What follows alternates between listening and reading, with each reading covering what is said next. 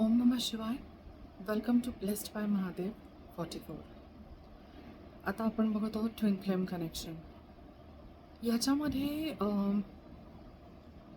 Painful याला म्हणलं जातं कारण खूप अप्स अँड डाऊन्स येतात ह्याच्यामध्ये. खूप मिसअंडरस्टँडिंग्स होतात, खूप कन्फ्युजन्स होतात. काही त्यांच्यातल्या त्यांच्यात क्रिएट होतात, काही बाहेरचे लोक क्रिएट करतात.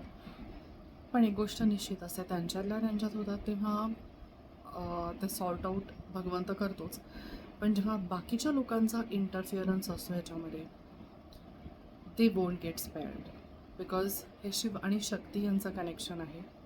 आणि ह्या कनेक्शनच्या मध्ये जे कोणी येतं त्यांना डिव्हाइन बघून घेतो. सो इथं आपल्याला जेव्हा डाऊट यायला लागतो की आपण कुठल्या तरी एखाद्या ट्विन फ्लेम कनेक्शनमध्ये आहोत, तर सगळ्यात पहिलं तर जस्ट काम डाऊन. बिकॉज मी म्हटलं तसं की सिनारिओ कोणताही असू शकतो. यू माईट बी मॅरिड आणि मग तुमच्या लाईफमध्ये कोणी आलं आहे, or you might be in a relationship आणि असं असताना कोणी तुमच्या लाईफमध्ये ट्विन फ्लेम आलं आहे. सो डेफिनेटली सिच्युएशन खूप कॉम्प्लिकेटेड असेल, but you have to have faith in divine. जर भगवंतानी हे कनेक्शन तुमच्या लाईफमध्ये आणलं आहे तर त्याच्या मागे त्याचं एक प्रयोजन असतं आणि त्या प्रोसेसवरती तुम्हाला विश्वास ठेवायचा आहे, पेशन्स ठेवायचा आहे.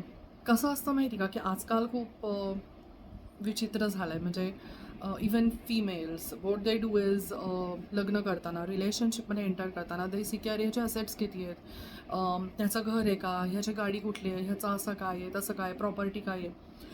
आणि मग तुम्ही रिलेशनशिपमध्ये आल्यावर, लग्न झाल्यावरती नंतर कंप्लेंट करू लागता की नाही ह्याच्यात प्रेमच नाही आहे. प्रेम येणार कुठून? तुम्ही एक्सपेक्ट केलं का? तुमची अपेक्षा होती का की प्रेम बघून तुम्ही करायचं? नाही, तुम्ही जे बघून त्या रिलेशनमध्ये एंटर केलं तुम्हाला तेच मिळतं. बट बिलीव्ह मी, ट्विन फ्लेम्समधलं जे प्रेम असतं इट इज व्हेरी इंटेन्स आणि खूप पवित्र प्रेम असतं. तर ह्याचं पावित्र्य लक्षात घ्या.